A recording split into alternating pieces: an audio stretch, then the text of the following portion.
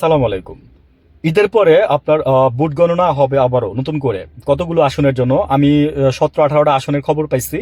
এর মধ্যে আপনার একটা আসন হচ্ছে গোলাম পারোয়ার, শামীম সাইদি, তারপরে আরেকটা এরকম আর কি। তো 17 হাজার নোয়াখালীর দিকে একটা জায়গায় ওনার প্রার্থিতার নাম আমার মনে নাই।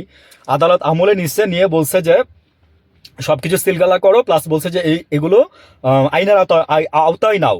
মানে ঈদের পরে এই বুটগুলো গণনা করা হবে। 17 হাজার বুটের ডিফারেন্স, 17 হাজার বুটের ডিফারেন্স। তো সামনে কে সংসদে বসবেন আবার বসবেন না, নতুন করে আবার সিদ্ধান্ত হইতে পারে। এমন আছে সংসদ থেকে ওই রায়ে যদি ধরেন যার যে প্রার্থীতার সাথে এরকম হয়েছে, যারা রিট করছে, তার মানে আদালত সরাসরি নির্দেশ দিবে যে আপনার মন্ত্রিত্ব বাতিল এবং উনি উনি এই এই পদের জন্য বহাল। তো এরকম হইলে না আসলে আদালতের প্রতি আমাদের মানে শুধু রেসপেক্ট না, শুধু রেসপেক্ট না, আদালতের নাম নিয়ে মানে সারাদিন জপতাম। আল্লাহ মাফ করুক আমাকে, আল্লাহর নাম জপতে হয়, কিন্তু বললাম আর কি আমি কথার কথা যে মানে আদালত যদি এতটাই ভালো হইতো, সবকিছু নিয়ে আপনি বলতে পারবেন আদালত অবমাননা। হ্যাঁ, একটা কথা আছে, আদালত অবমাননার দায়ে আপনাকে এই করা হয়েছে, বুঝছেন? এইটা আপনি কোনোদিন ফিরাইতে পারবেন না। তো উইথ ডিউ রেসপেক্ট আমি আদালতকে সম্মান করে কথাগুলো বলতেছি, কিংবা আমি আদালতকে নিয়ে এখানে খারাপ কিছুও বলি নাই। বললাম না যে আদালত তো এমন একটা জিনিস, দেশের আদালত হচ্ছে একটা দেশের হৃৎপিণ্ড। আপনার হৃৎপিণ্ড হার্ট অ্যাটাক হইলে যেমন আপনি যখন মানে আর বাঁচার সম্ভাবনা খুব কম থাকে, আদালত যখন হৃৎপিণ্ডে যখন আপনি বন্ধ করে দিবেন তখন আপনার একটা দেশ টিকে না।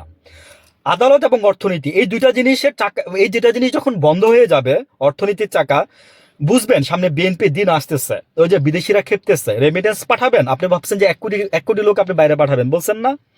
মানে আপনার রেমিটেন্স পাঠাবে আর আপনারা বসে বসে খাবেন আর দেশ চালাবেন, পারবেন না।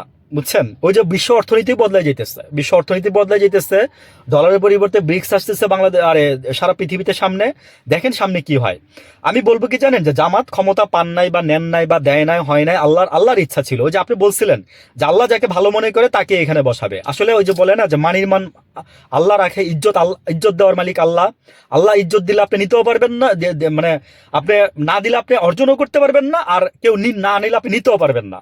এই জন্য কথাটা বললাম। তো কেন বলছি কথাটা, যে তারেক রহমান যে সময়ে এসে ক্ষমতা নিচ্ছেন, হ্যাঁ দেখেন একদিকে বিশ্বের যুদ্ধ, এমন আছে তৃতীয় বিশ্বযুদ্ধ হইতে পারে, এবং সেটার ছিটাফাটা অবশ্যই বাংলাদেশে পড়বে, অবশ্যই বাংলাদেশে পড়বে। প্রত্যেকটা জিনিসের ইম্প্যাক্ট এসে বাংলাদেশে পড়ে এই যুদ্ধের। শুধু বাংলাদেশটা, সারা পৃথিবীতে 180টা কান্ট্রিতে পড়ে পৃথিবীর।